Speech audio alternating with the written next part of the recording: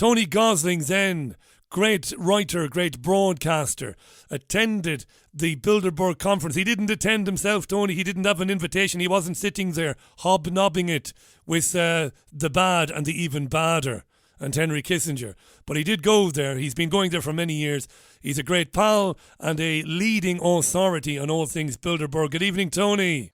Good evening, Richie. It's really always encourage people to come to these conferences, particularly since you kind of bump into, as I did, Mark Carney in the street. Yeah. And, this is the place where these people kind of hang out. And they're actually very good at sort of getting out of the conference. And they, for example, on Saturday, they decided they were going to go for dinner somewhere nearby at a museum. So, there is very much an opportunity to actually speak to these people, to put questions to them. They don't really want to answer as soon as they realise that you're either filming them or recording them in some way. But, you're up close and personal to some of the most powerful people in the Western world, and particularly the people who are financing the future. That's really what we're talking about. You did a great job of explaining what it is when we spoke on Thursday. You, after all of these years, you still retain a real sense of indignation, don't you, at the cheek of these people to go about doing what it is they do, these unelected people treating the rest of us like we're pawns on a chessboard effectively, Tony. Well, it's partly because there's so many elected people in there as well. I think this year we're talking about 15 elected politicians from the European countries, plus another 6 from the unelected EU Commission. So that's what I find so irritating about it, is that you've got all these elected people basically getting their marching orders from the banksters. And if you look at look around the world and you see what's coming through as policy these days, then it's obvious. I think for me, one of the most interesting examples is this guy David Lammy, who's been here this weekend. He was also at last year's Bilderberg. He's one of those individuals that he's a Labour MP, and he seems to want to bend over backwards to do everything he can to just be the kind of person that the rich and powerful want in order to get ahead in politics. And so he's a sort of Macbeth-style ambitious maniac, effectively, that he will do almost anything in order to be. And he's just a willing lackey of this lot. And I think every time now I see David Lammy, particularly after the last year's Bilderberg, I just see somebody who is a sort of archetypal toady politician who's got no principles, no real beliefs, but he just wants to shapeshift into whichever personality the elite and powerful puppeteers want. Yeah, he's got a radio show on LBC, which is insane. What are there specific examples in very recent years of things that Lammy is supporting or doing that would lead you to conclude that he's such a lackey for the Bilderbergs? Well, obviously, the main one is Ukraine. Secondly, he's absolutely up for all the jabs. He's been completely 100% behind all that. He's completely into the whole LBGT education of young kids, which has left Britain in the insane position of now having 20% of our young people aren't quite sure what sex they are. Yeah. You don't get any of that in Portugal, really. I think it's fair to say. You look at the Portuguese youngsters; they look really well adjusted. They look happy. They look like they can express themselves without any kind of fear of anything. In fact, we were in a monastery, going around a monastery today.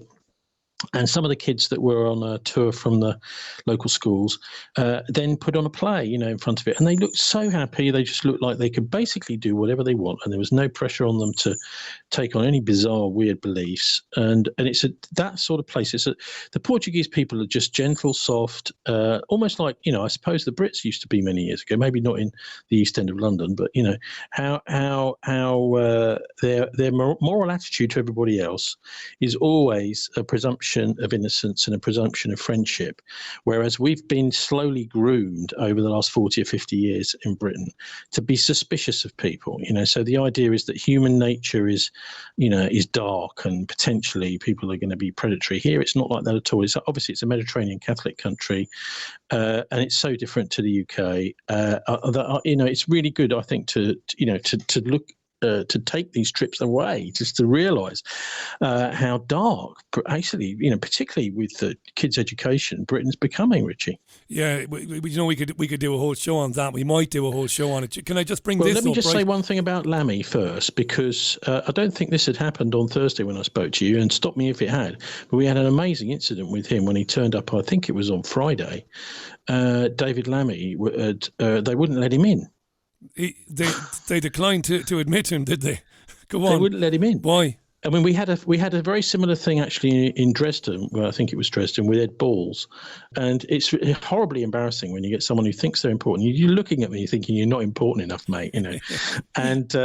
And so they wouldn't. No. He had to get out the car. In fact, I think he came in a cab. Yeah, he came in a cab, and he was stood around, and everyone was click, taking pictures of him. And in the outer level of security just wouldn't let him through.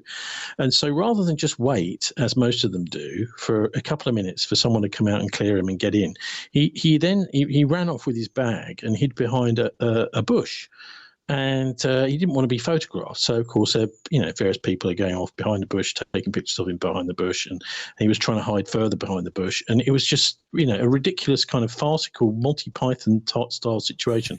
So by which point the Bilderberg security people were there saying, where is he? We've heard that Lammy's arrived and we want to make sure he can come. Yeah. Where's he gone? And they were asking the photographers, well, do you know where he's gone? And so, yes, Italian, Belgian guy, Giorgio, took him out, took the security, said, come over here, and he's just in there behind that bush hiding. Yeah, they are ridiculous people. As the Guardian, so that's Lammy for you. Lammy he's not only is he a lackey, but he's also a coward. In front, he doesn't want to be photographed. So, of course, those pictures hopefully are going to be all over the place. There's been only a few mainstream press articles in the UK. The ones I've seen, Guardian, Charlie Skelton's done an excellent job in just ripping them to shreds, as they should be, of course, lampooning the Bilderbergers and Henry Kissinger particularly. The Mail did a reasonable piece, but virtually nothing else, Richie. You get nothing else. I did read an interesting article in The Guardian today. British arms exports doubled last year to a record £8.5 billion. Now, Bilderberg happened this weekend. You were there. This morning, the Biden administration has pushed F-16s for Ukraine. The Russian ambassador to the United States has laughed at that and said there aren't any Ukrainian pilots to fly them. There isn't the infrastructure in Ukraine for these things to take off in any case. But I wonder that announcement from the Biden administration, is that something that likely came out of Bilderberg over the weekend? Let's push hard for more arms for Ukraine. Well, it's possible. I mean, there's been pressure for a long time through all these organisations, including the G7, to do this kind of thing. And we did have the Ukrainian foreign minister in here with these NATO chiefs. I think Britain has sort of found its mojo now, hasn't it, with the Ukraine war? Hey, look, we've doubled our arms sales. We've found an export market that we can actually make some money at, because there's nothing else. I mean, nothing. Is there? One thing is Britain producing that they can export? No, but they can export weapons and they can export death and war. Yeah. We can. So, I mean, whether that's a decision which was actually made in here, I doubt it, because although, of course, it is a very good place for prime ministers to make off-the-record deals with a specific individual. I mean, we have three prime ministers here. We had the Dutch, the Danish, and another one, I can't remember which now, in Europe. And then there was the Deputy Prime Minister of Canada. There's a whole load of politicians. And that's what this really makes the entire thing stink. Charlie said, and he's quite right in his article, it's like a council of war.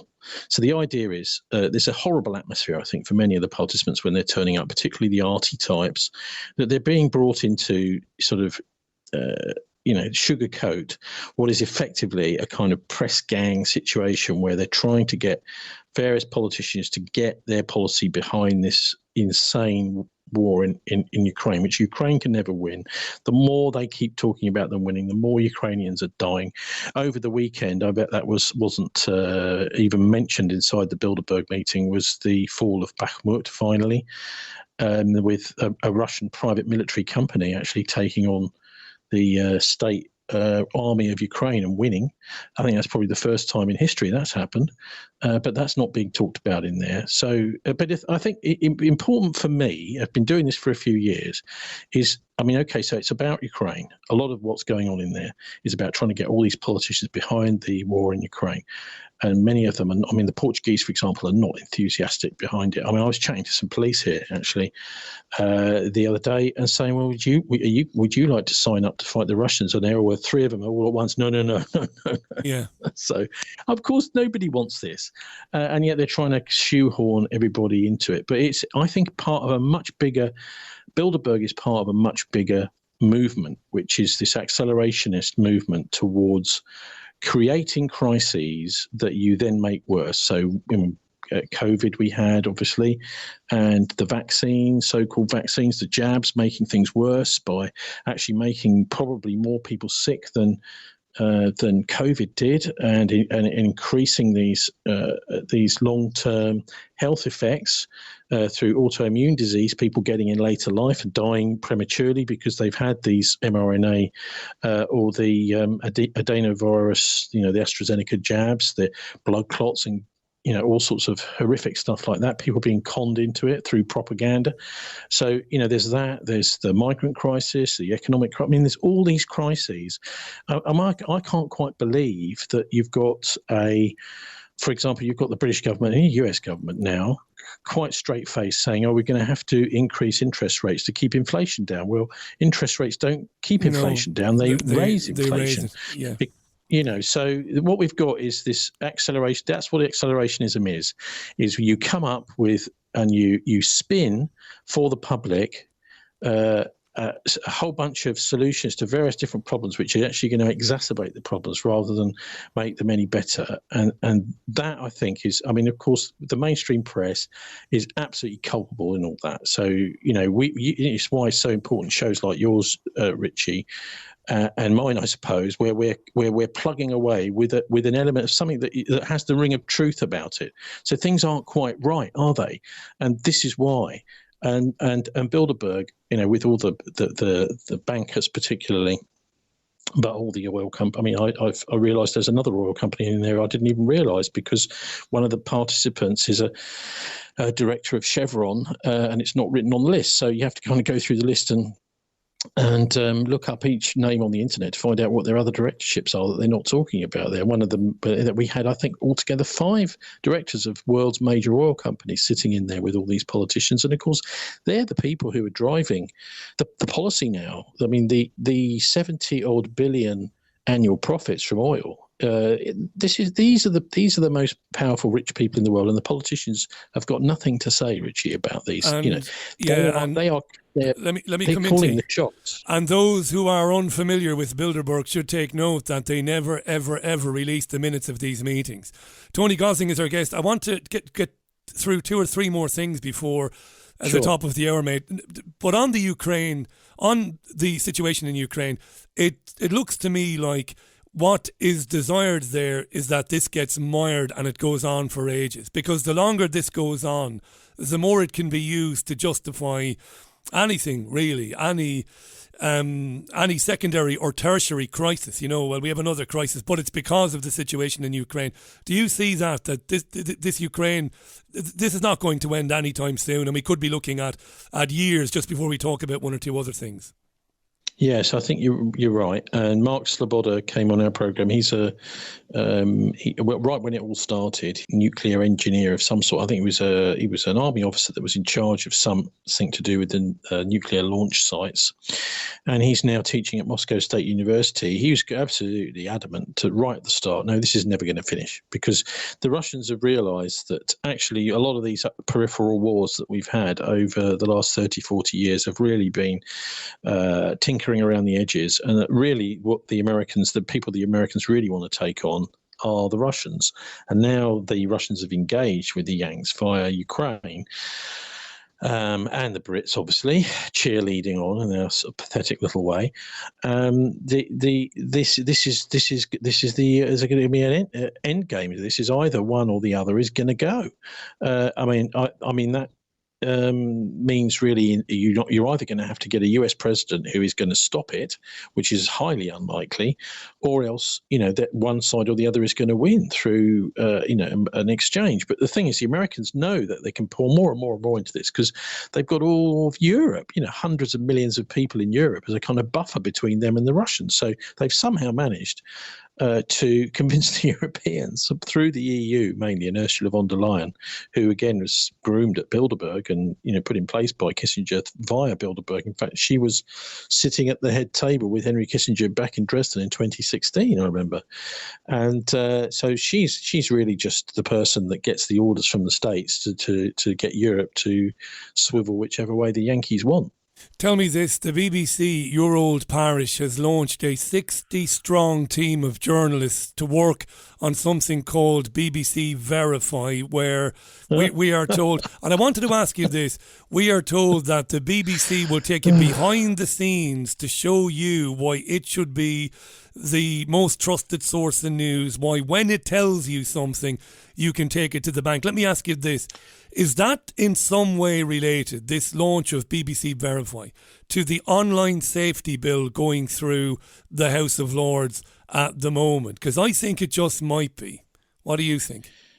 I think it's probably more related to the fact that the BBC's ratings are plummeting and that people don't trust it anymore. So someone at the board is saying, well, people don't trust us. Well, we need to tell people why they must trust us. Now, that isn't going to work, but it makes the senior producers and the controllers of the various channels feel better about the lies that they've been telling themselves about how good they are. I mean, I don't know if you saw the figures at the end of beginning of last week for Talk TV and Talk Radio.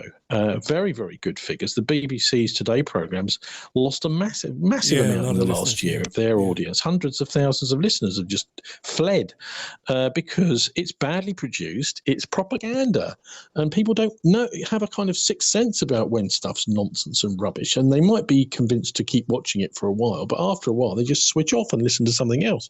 In this case, it's Rupert Murdoch's Talk TV, Talk Radio. Well, that's the problem, isn't it, T? That's a problem, though, isn't it? I mean, so we understand why they abandon the BBC Radio 4 Today programme. We understand why they get fed up of Naga Munchetti, of course, because it is propagandistic bollocks, not to put too fine a point on it. But then they end up going to echo chambers like Talk TV and GB News, and that's all they are, is echo chambers, right? Well, no, they're a bit more than that. I think the fact that Talk TV has a very open, pretty much anybody can just pick up a phone and get on there and talk. So I'm not really so much concerned about the presenters, but it seems to be pretty. I seem to be able to manage to get on there fairly easily, and that's because they've been trying to build up an audience, and they have built up an audience. It may be now they've got these figures through, they start restricting who can come on, and they start, because obviously they keep logs of people, everyone that phones in, and so if you phone in another time, they've got maybe a black mark next to your name. Well, obviously the BBC, I think almost certainly been doing that for a long time, but then maybe it's just a form of self-censorship. So I just think the decision at the Beeb to spend so much time on so-called verifying that they're telling the truth when they're lying is just a symptomatic of their, it's a sort of psychopathic insanity, really, that they think that they can tell everyone else what to think, and they don't have any kind of checks and balances on their own. They don't allow criticism of themselves, and these are the sort of sycophantic people. Imagine, that Orwell talked about in much of his literature, who just simply want to pat themselves and pat each other on the back. I mean, we knew them as the media lovies, the ones that when you do a program will come over and say, "Oh, it's such a great program," look, just F off, will you? That's not what I want to hear. What I want to hear is criticism, something that didn't work, whatever, that's fine. Let's talk that through. But I think this is what's going on in many people's heads is their inability to be self-critical. And that is actually translated into an entire kind of worldview at the BBC with these kind of cowards and control freaks running it. And that's why every week when I do my show, I say, thanks for turning off the psycho in the corner, because that's what I see the radio and the television as now. I really feel, I listen to it and I think this is a psychopathic nonsense that's coming out of this thing, and it's poison. You know, it's like, I mean, the thing is, the broadcast media, particularly, and includes the newspapers, is really the nervous system of humanity. So this is how humanity kind of talks to itself and, you know, makes things move and whatever.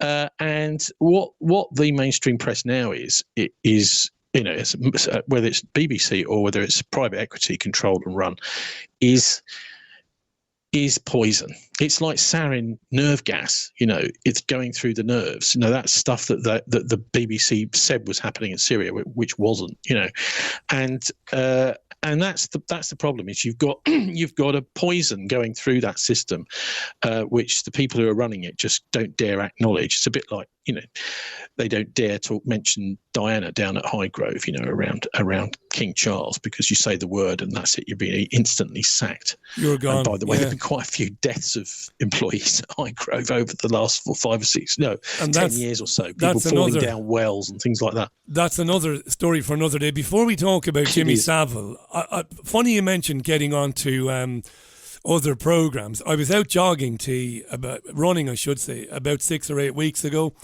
And funny about this ringing up.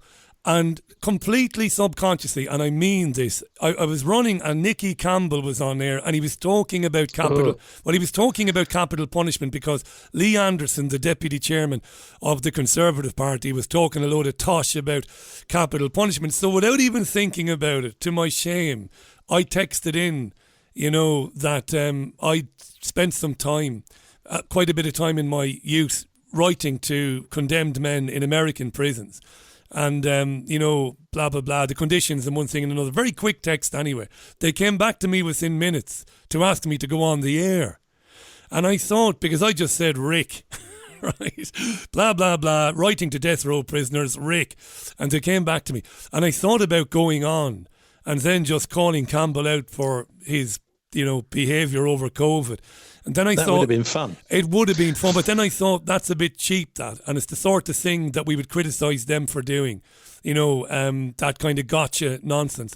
So I thought, no. So when they said to me, because they rang me and said, will you come on? I said, I was about to, and I thought, no, I won't. I'll have another opportunity in the future, and I'll do it more honestly. Well, it's good that they called you. It shows you they're desperate for callers, for new Maybe people. I should try as well. Yeah, do that too. Now, come here, Jimmy Savile. The two things before we say Jimmy Savile.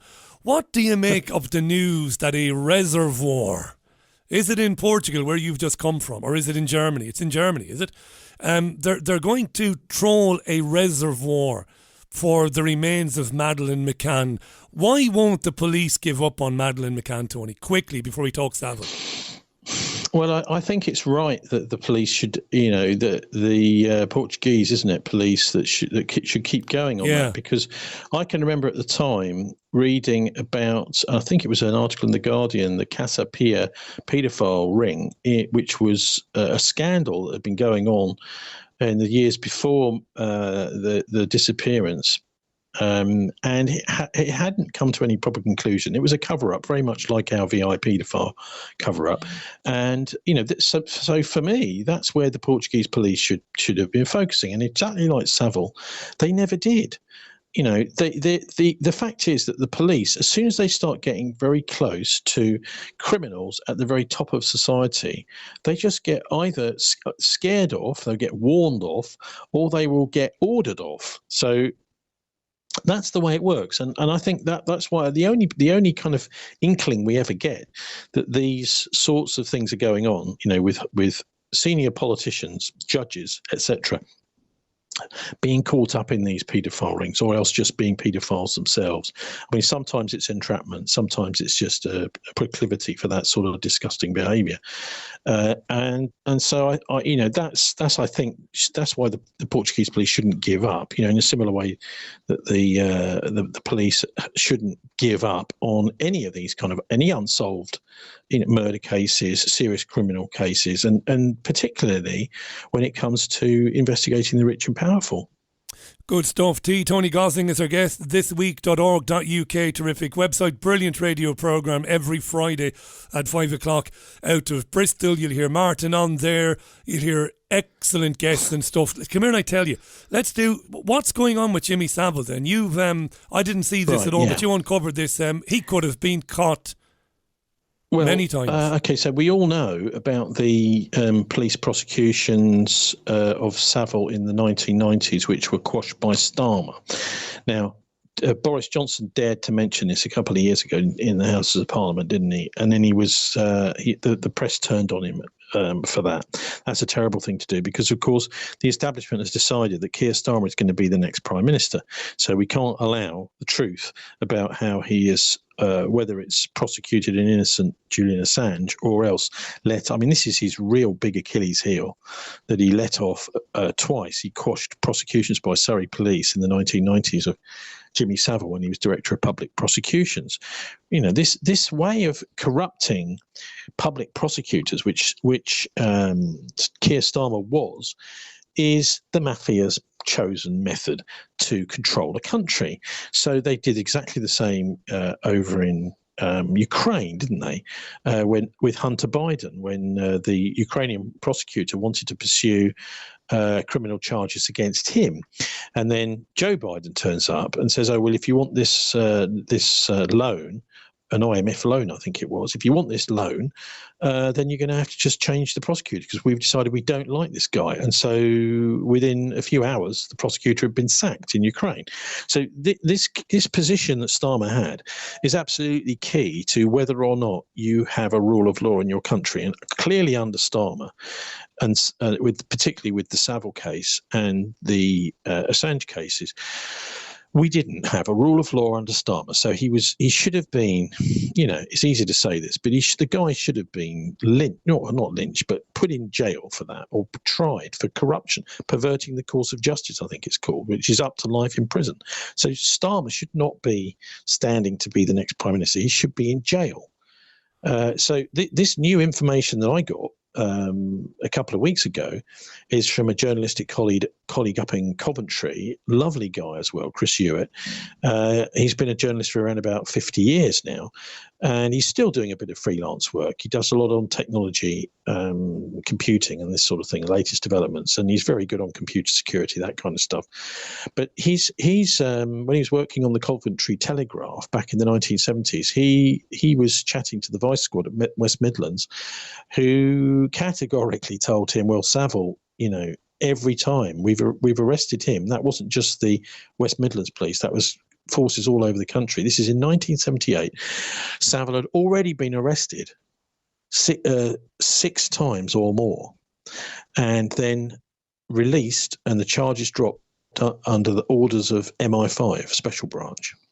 So Chris's conclusion, quite reasonably, was that he was some sort of MI5 informant that was working at the BBC and wherever else, but he was there to keep a close eye on everybody and feed information back to the security services. But that certainly, you know, doesn't give him the excuse to go around, and of course nothing was done about it. So you would have thought, you know, if in any kind of normal world, the security services would have had a word with Savile and said, look, you've been arrested for this and we can help, you know, we've let, you know, help get you off. But, you know, you've got to stop behaving like that. But no, he carried on behaving as a serial paedophile with the protection of MI5, Richie, right from the 1970s all the way through. But it's just, I think, really important to get these specific examples of the way that it wasn't just a phenomenon that was, you know, going on behind closed doors and there was attempts to prosecute Savile in the 90s. No, it was going on way, way, way before that. And everybody, including, Chris told me, the record producer Pete Waterman, who, I mean, he was actually very good. He did Bananarama, all these kinds of people in the 80s, etc. And that he said, yes, the guy's a paedophile. Just make sure you keep him away, because Chris told me they were thinking about booking Savile for some event, and they said, well, how old are the girls? And only if they're in their 20s is it safe, because any you know, girls, particularly underage girls, Savile will just basically drag them off and potentially rape them. So you mustn't have him come to an event to do that. But this is I found so interesting was it's goes way back into the 70s. And what is MI5? This is an organization which is run, it's not just by itself, it's part of the royal establishment. So it's like MI6, it's partly Ministry of Defence, Foreign Office, the MI6 is, and the MI5 is Home Office, but it's also works very closely with the Crown. So we're talking about at the time the Queen, Prince Charles would almost certainly have known about Savile. This is way back into the 1970s. In fact, I think it's impossible to say they didn't know about it, because if something like this is going on where someone's being protected who's a paedophile, then the officers, etc., who are protecting them would have to know that what they were doing had the approval of the royal family. So that's why I think this is such an important indictment of the British royal family, particularly our now present King Charles and his friendship with Savile, because he will have known right the way from the 1970s that he had these tendencies to rape young girls and as a paedophile. And this is one of the things I think is so concerning about Charlie. But you could, hang on a second, you could also make an argument that even the future king would be in a need to know positions that maybe you could make an argument that they withheld this information from him. I mean, he wasn't with Savile when Savile was raping children and, going into the hospital and doing these unspeakable things. And if the security services knew, and I think you're bang on the money, of course they knew, we know that now, you could make the argument that maybe they would have kept this information from Charles for his own good. Yeah, but I'm afraid it doesn't wash, because the way it works, because the actual individual royals are actually at the top of these services, what happens is if you don't tell them and the truth then comes out and they didn't approve, you're for the high jump. That's the way these things work. You have to make sure that that there is some awareness of your bosses about what's going on, and it's only if your bosses then give you the nod and the wink that you can carry on. Because if your Charles or the Queen, I've no idea who would have been in charge of this, but certainly one or the other would have been. And Charles, by the way, now is in charge of all of the secret services. He's the honorary chief of GCHQ, MI6 and MI5, and he has formally made that position absolutely 100% transparently clear. Well, hang on. To prove that to somebody who's listening to this, who says, come on, Tony, that's a load of bollocks. He's got nothing to do with MI5. We'd know. He'd be on the letterhead, or we would hear about it. It would be mentioned that he has a say.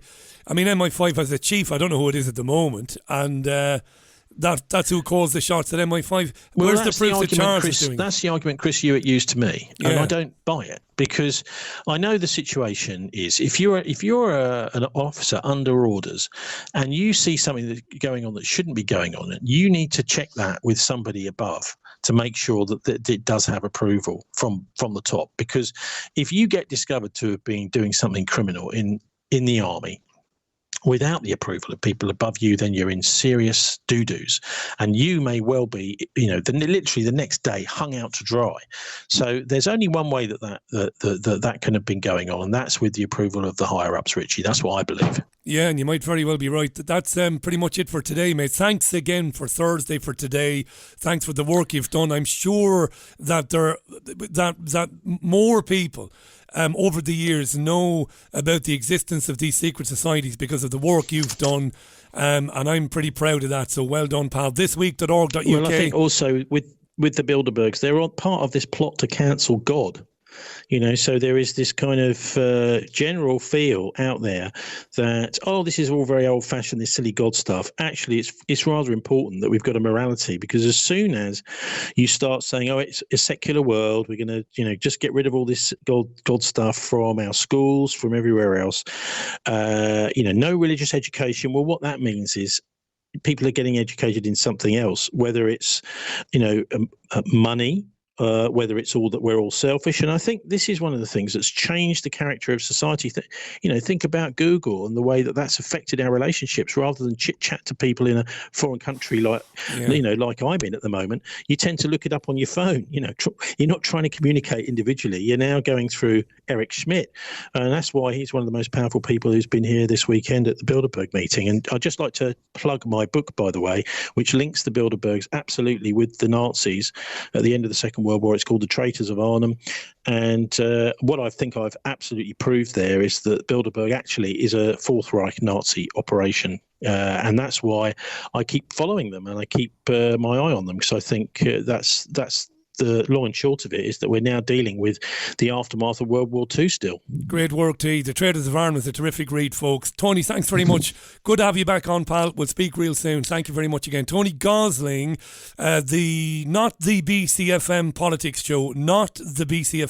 Show, live this Friday from Bristol at 5 o'clock. Don't miss it. Brilliant stuff. Thank you again, Tony.